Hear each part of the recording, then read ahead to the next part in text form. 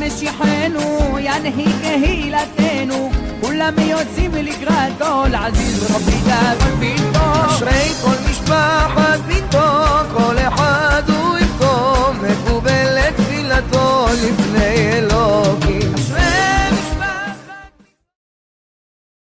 Que le bon Dieu vous protège et vous donne la santé, la joie, la prospérité. Maintenant, nous allons terminer cette belle histoire-là.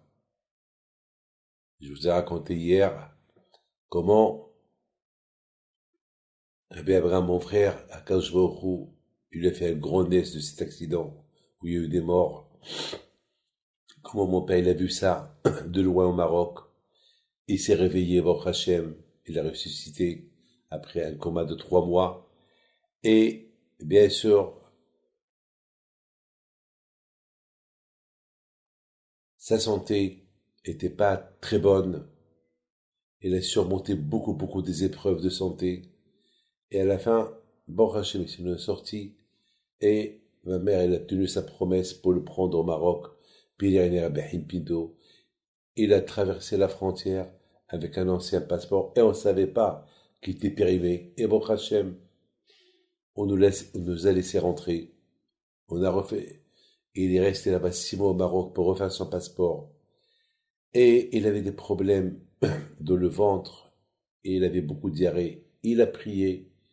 Il est arrivé à Bahim Pinto 2 fois. Il a guéri. Maintenant, le seul problème qui lui restait, il n'a pas encore reçu le passeport. Et son pied, où il y avait là-bas des platinium, du fer, qui tenait son pied. Mais il avait des problèmes pour s'asseoir, il ne pouvait pas plier son pied. Et là, il a prié à Akadosh Baruch Hu, pour qu'Akadosh Baruch Hu, il lui envoie une réfoire. Il prend le bus le lundi soir, le dimanche soir, pardon, comme d'habitude. Il allait à Essaouira 2 fois par semaine, le dimanche soir, et mercredi soir, je pense, mercredi soir, 2 fois par semaine.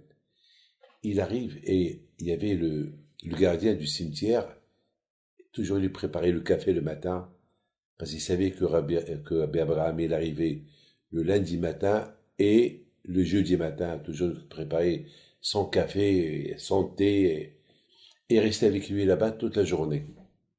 Et Rabbi Abraham, mon frère, toujours, il le gâtait. Il lui donnait toujours de l'argent. Il le gâtait. C'était un gardien, il est marocain, il est extraordinaire. Après, je vous raconte une histoire sur lui. Mais il était un homme extraordinaire, très croyant. Et il surveillait le cimetière depuis maintenant 100 ans que sa famille surveille le cimetière d'Essaouira.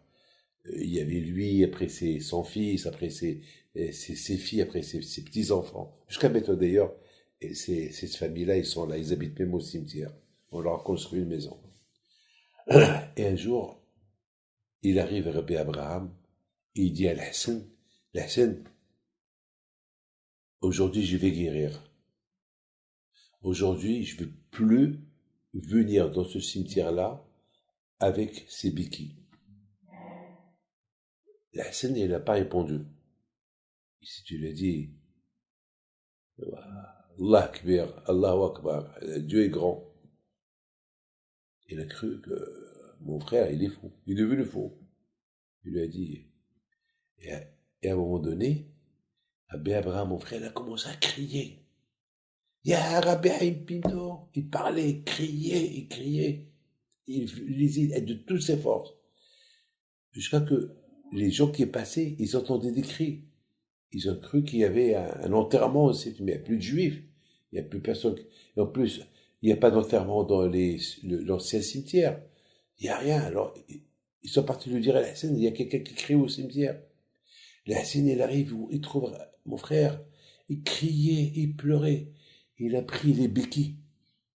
Il a pris les 2 béquilles qu'il avait. Et lui, Ibn Anara était un homme fort, très fort, une grande taille fort. Il les a jetés loin. Il a dit à Hassan, agis, viens, aide-moi à me lever, aide-moi à marcher. Abraham, ne fais pas des bêtises. Abraham, ne fais pas des... Je te dis, Aouni, aide-moi, je veux me lever.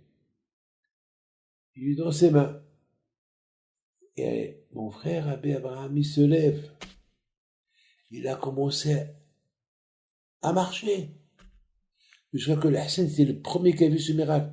Il a commencé à dire Allahu Akbar, Allahu Akbar, Allahu Akbar. Il a commencé à dire Dieu est grand, Dieu est grand, Dieu est grand, c'est pas possible, c'est pas possible. Il a dit à Al-Hassan, prends ces biquets-là, une fois que je rentre à Casablanca, tu les jettes.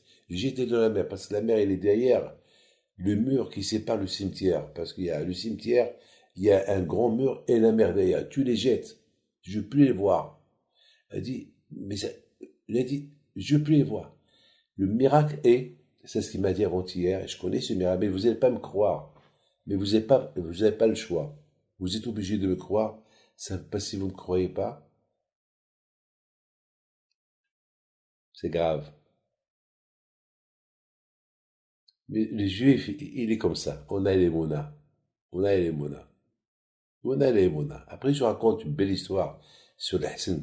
Alors, cette histoire-là, elle est encore plus grave que tout ce que je vous ai raconté jusqu'à maintenant. Bon, il marche. Il plie ses pieds. Il arrive à Casablanca. Personne n'a cru voir Abbé Abraham marcher. À l'époque, il y avait beaucoup de juifs à Casablanca. Tous ceux qui l'ont connu, ils n'ont rien compris. Et la bonne nouvelle est arrivée.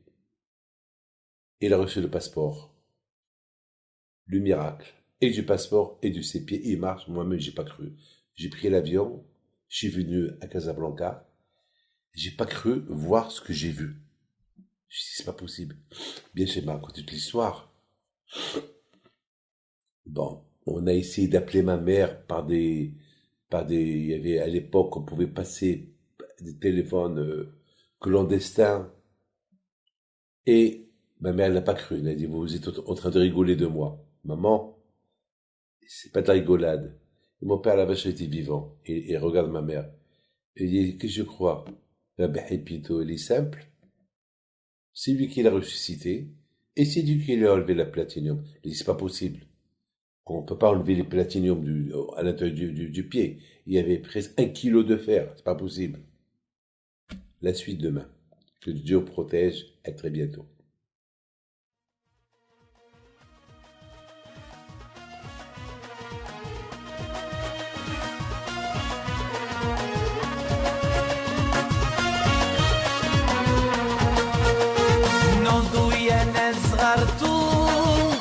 على ربيع حيم بنتو وقف لنا زي